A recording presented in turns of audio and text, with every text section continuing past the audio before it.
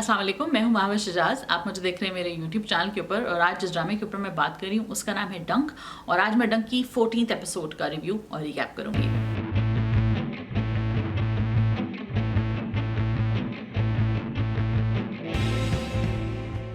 जी, डंक लिखा है मोहसिन अली ने, इसको डायरेक्ट किया है बदर महमूद ने और इसमें स्टार कर रहे हैं बिलाल अब्बास और सना जावेद, साथ में फ़ाद शेख भी हैं, ज़ीका दानियल भी हैं। एक ऐसी कहानी के ऊपर ये स्टार्ट हुआ था, सेक्सुअल हरासमेंट की फॉल्स एलिगेशंस के ऊपर स्टार्ट हुआ था, लेकिन अब ये कहानी कहीं और चली गई है। 14 एपिसोड्स इसकी हो गई हैं, तो ज़ाहिर है अब कहानी का मोड़ जो है वो एक ऐसी तरफ आ गया है कि जिसमें अमल विच इज़ द गर्ल जिसने ये फॉल्स एलिगेशन लगाया था, उसकी जो रियलिटी है या उसकी पर्सनैलिटी या उसकी जो मैकिनेशंस या जिस तरह वो दूसरों को मैनिपुलेट कर रही है, उसकी रियलिटी सिवाय Haider which is played by Bilal Abbas, उसके अलावा किसी को नहीं मालूम। और बिलाल अब्बास सो कॉल्ड उनकी इज्जत बचा रहे हैं या उनको बचा रहे हैं या अपने ऊपर सारा ले रहे हैं, सारा ऑनस्लॉट, सारी बुराइयों का और सारी गालियों का, मलामतों का। तो वो उस गिल्ट में मुब्तला है कि यार मुझे गिल्ट है इस बात का कि मेरी वजह से एक आदमी अपनी जान से चला गया। और one thing which I want to make clear for everyone, because बहुत सारे लोग कह रहे हैं ये क्या है, it's a little too slow, so I just want to make clear कि I think it's a beautiful character study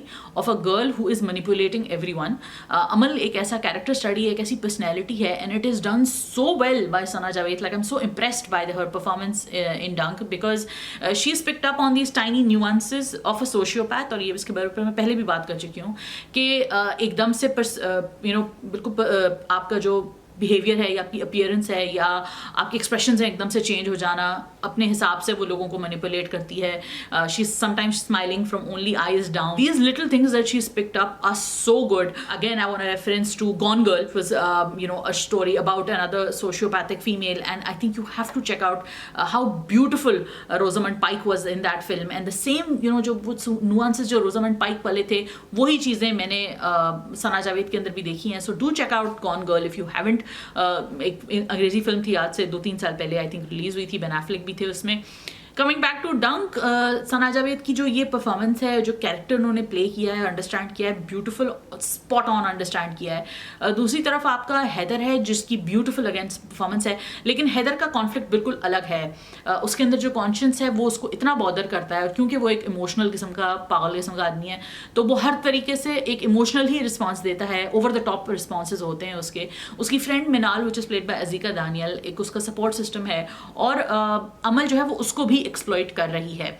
And I think that this is also another way for Amal to control the situation, because sociopaths जो होते हैं वो अक्सर situation control करना चाहते हैं क्योंकि वो manipulative होते हैं और उनको अपनी manipulative capabilities पे बहुत confidence होता है। तो वो इस confidence में मिनाल को convince कर रही है, तकरीबन शायद कर ही चुकी है, कि तुम हैदर से शादी कर लो क्योंकि हैदर को सहारे की ज़रूरत है। वो बेसिकली हैदर को I wouldn't say an object of her affection कर रही है, मगर उसके लिए एक सेंस ऑफ कंट्रोल क्रिएट होता है हैदर के साथ, उसको इस तरह सामने रख के और करीब रख के। और उसको जब वो मनाल के थ्रू भी रखेगी तो मनाल की भी she has her year, right. वो उसकी फ्रेंड है तो वो उसको फ्रेंड को समझाएगी, फ्रेंड हैदर को समझाएगी, तो वो एक उसके लिए एक sort of matter of control है।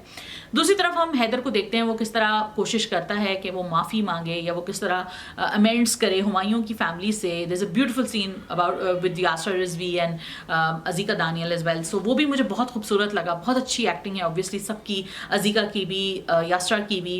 एक्टिंग में तो मेरे ख्याल से कोई भी आप फ्लॉ निकाल ही नहीं सकते क्योंकि सबका काम इतना कमाल है। तो मगर बात कर लेते हैं स्टोरी के ऊपर, जो कि कुछ लोगों ने कहा कि जी बहुत स्लो है और हमें समझ नहीं आ रही कि क्या करना चाह रहे हैं एंड एवरीथिंग। सो मेरा सिर्फ मानना ये है कि मुझे ये बहुत फैसिनेटिंग स्टोरी इसलिए लगती है। हाँ, थोड़ा सा स्लो है, शायद थोड़ा सा पेस पिकअप करे तो अच्छा हो जाएगा, लेकिन फिर भी मैं कहती हूँ कि ये कैरेक्टर स्टडीज़ हैं, ये पर्सनैलिटीज़ को समझा गया है, पर्सनैलिटीज़ को देखा गया है कि कैसे ये पर्सनैलिटीज़ जो हैं वो इतनी कॉम्प्लेक्स हैं और इतनी अपने मतलब को देखने वाली हैं। और हमारे माशरे में जिसमें फैमिलीज़ होती हैं, शादियाँ, लड़ाइयाँ, दोस्तियाँ, इनको बचाने के लिए हम ये पर्सनैलिटीज़ के जो नुआंसेस हैं वो मिस कर देते हैं कभी कभी। So I think it's a fantastic statement on that. Do check it out if you haven't. Again like I said कि ये एक ऐसी स्टोरी नहीं है कि जिसको आप वो मज़ेदार प्लॉट ट्विस्ट के लिए देखें, बल्कि एक ऐसी स्टोरी है जिसमें आप छोटे छोटे नुआंसेस अगर पिक करें तो आपको बहुत मज़ा आएगा। और मैं क्योंकि वो नुआंसेस पिक कर रही हूँ, हैदर और अमल के डायनामिक के बीच में भी आगे एपिसोड के प्रोमो में भी हमने देखा है कि हैदर की जो है मतलब बिल्कुल जिसके एक्सप्रेशन है, जिस तरह वो अमल से बात करता है, I think all of that is very very heavy and if you look into that you won't get bored for sure. That's what I think, and I didn't get bored. I enjoyed it a lot. So let me know what you guys thought. अगर आपको slow लग रहा है तो वो क्यों लग रहा है स्लो, मुझे ज़रूर बताइएगा. I found it really interesting and I think that as a psychologist मुझे बहुत मज़ा आ रहा है सारे performances देखने में, especially अमल और हैदर का जो डायनामिक आपस में प्ले आउट हो रहा है, और जैसे वो उसको थोड़ा कंसोल भी करना चाहती है, उससे बात भी कर रही है कि देखो तुम ऐसे मत करो और मैं तो ये चाहती हूँ, मैं तो वो चाहती हूँ. तो अभी भी हैदर को अपनी अच्छाई ही दिखाना चाह रही है, लेकिन उसको भी मालूम है कि वो किस तरह किसको क्या मैनिपुलेट कर रही है, और हैदर को भी समझ में आ रहा है. लेकिन हैदर कब तक ये सारी चीज़ें बर्दाश्त करेगा? आगे जाके हमने ये भी देखा कि Safeer which is played by Fahad Sheikh, तो उनको भी वो समहाउ मैनिपुलेट कर ही लेंगी, और सफ़ीर भी जो है वो he is going to play into the hands of this manipulation.